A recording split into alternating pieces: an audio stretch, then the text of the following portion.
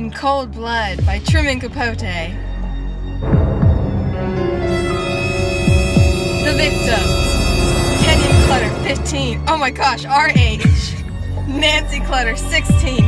Bonnie Clutter, 45. And Herbert Clutter, 48.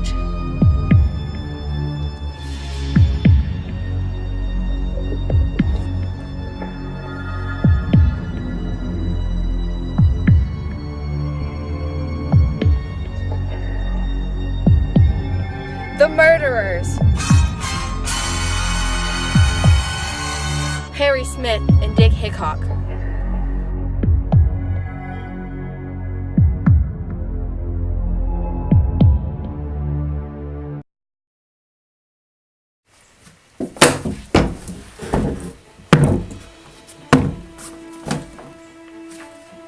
Name.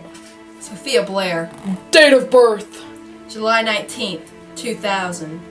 Okay, proceed. Fine!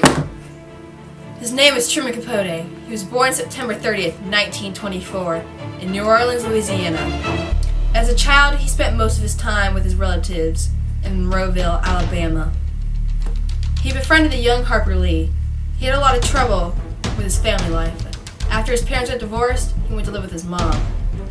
After many struggles with high school, he got his first job as a copier for the New Yorker magazine. After leaving, he went on to write around 8 pieces of literature, the both beloved Breakfast at Tiffany's. His next big project was In Cold Blood. He and Harper Lee traveled to Kansas to interview townspeople, friends, and family of the victims and the murderers. He was actually in Kansas for the capture, trial, and conviction of Harry and Dick. The darkness of his writing of the non-fiction novel sent Capote into a substance abuse problem.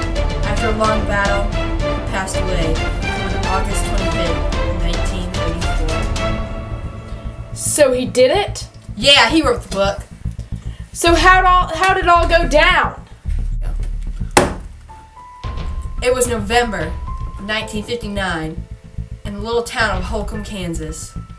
Owner of the River Valley Farm, Herbert Clutter, a man of 48, a Kansas State graduate and a town favorite, was just starting his normal day. As for his family, they consisted of his wife Bonnie, who suffered from mental health problems, but a very kind woman, his daughter Nancy, a darling and helpful girl, their son Kenyon, a smart but immature boy, and lastly their oldest, 2 daughters, one married, Ivana, and the other engaged, Beverly. As I was saying, while the 4 at home went on with their normal day, 2 men of the names Harry Smith and Dick Hickok were meeting for the first time since prison in Lansing, Michigan. Dick had called upon Harry to come help him with some scheme he had planned. They were going to murder the Clutters! Why? How? You're gonna have to read the book to find out. Anyways, after the killing, they discovered the bodies. Dick and Harry escaped to Mexico. In comes the Kansas Bureau of Investigation. You then meet the investigators, Nye, Dewey, Dunce, and Church, as they try to find the identity and the motive of the murders. But that's as far as I'm going. I'll give you a little suspense though.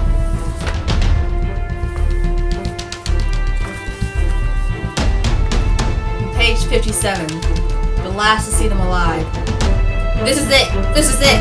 This has to be it! There's the school. There's the garage. Now we turn south. To Perry, it seemed as though Dick were muttering jubilant mumbo-jumbo.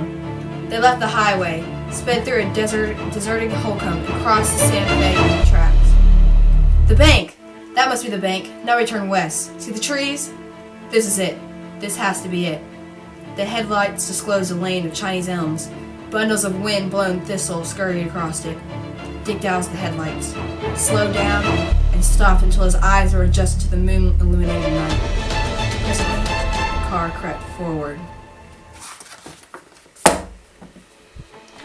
And remember, Lock your doors at night.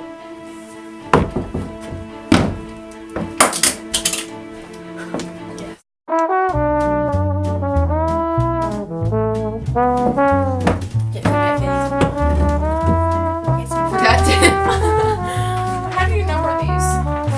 There, 1, 2, 3, 4, 5. There's one. Oh, that's gonna be it. We'll go down. Okay, come on. Start here. Get up, lazy. You ain't allowed to sit like that. You know it. Get up. I have to film yours. It's just a little lazy, but I brought the camera. I was Okay. very great. Remember that this is the day that I had a concussion, so this is not my fault.